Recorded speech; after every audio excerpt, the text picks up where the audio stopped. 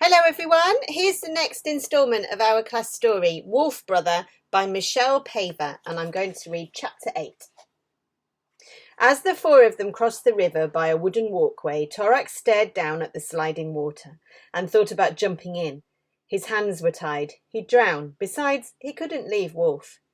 About 10 paces downstream, the trees opened into a clearing. Torak smelt pine smoke and fresh blood. He saw 4 big reindeer hide shelters, unlike any he'd ever seen, and a bewildering number of people, all hard at work and as yet unaware of him. With a clarity born of fear, he took in every detail. On the riverbank, 2 men were skinning a boar strung from a tree. Having already slit the belly, they'd sheathed their knives and were peeling off the hide by hand so to avoid tearing it. The hide is the skin of the animal. Both were bare-chested and wore fish-skin aprons over their leggings. They looked terrifyingly strong, with raised zigzag scars on their muscled arms. From the carcass, blood dripped slowly into a birch bark pail. A pail is another word for a bucket. In the shallows, 2 girls in buckskin tunics giggled as they rinsed the boar's guts, while 3 small children solemnly made mud cakes and studded them with sycamore wings. 2 sleek hide canoes were drawn up out of the water. The ground around them glittered with fish scales. A couple of large dogs prowled for scraps.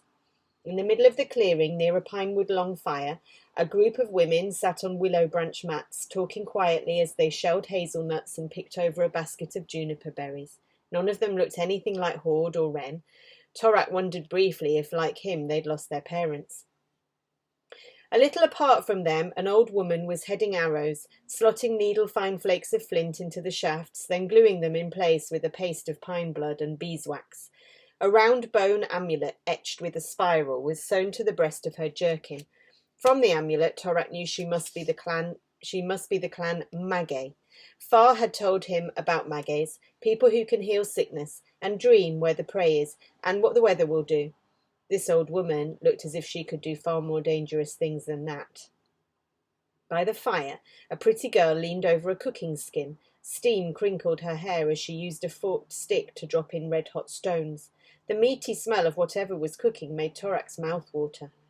Near her, an older man knelt to spit a couple of hairs. Like Horde, he had reddish-brown hair and a short red beard, but there the resemblance ended.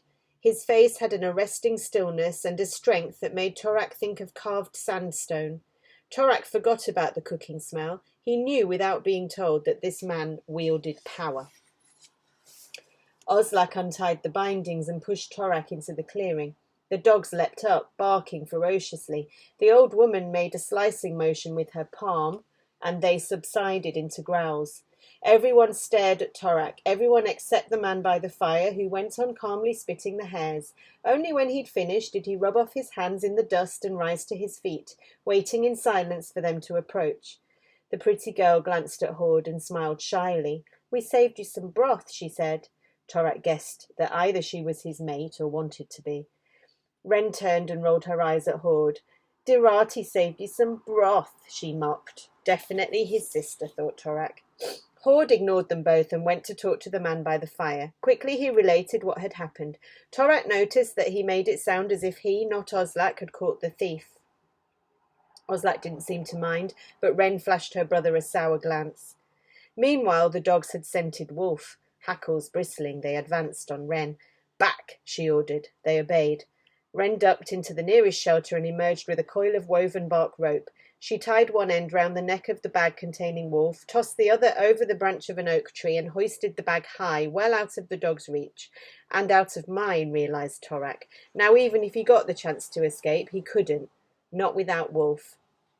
Wren caught his eye and gave him a wry grin. He scowled back. Inside, he was sick with fear.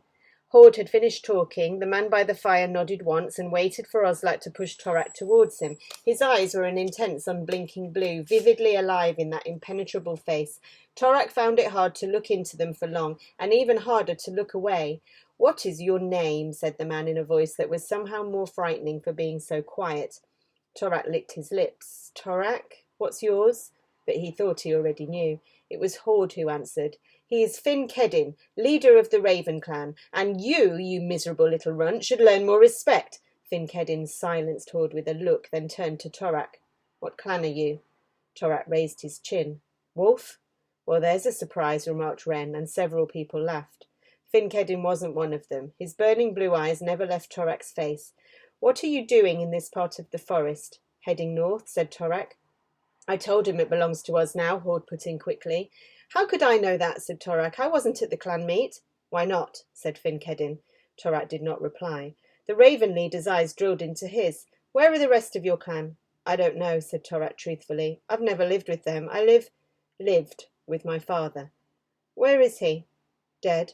He was killed by a bear. A hiss ran through the watchers. Some glanced fearfully over their shoulders, others touched their clan creature skins or made the sign of the hand to ward off evil. The old woman left her arrows and came towards them. No emotion showed in Finkedin's face. Who was your father? Torak swallowed. He knew, and so must Finkedin, that it is forbidden to speak a dead person's name for 5 summers after they die. Instead, they can only be referred to by naming their parents. Far had hardly ever talked about his family, but Torak knew their names, and where they'd come from. Far's mother had been Seal Clan, and his father had been Wolf Clan. Torak named them both.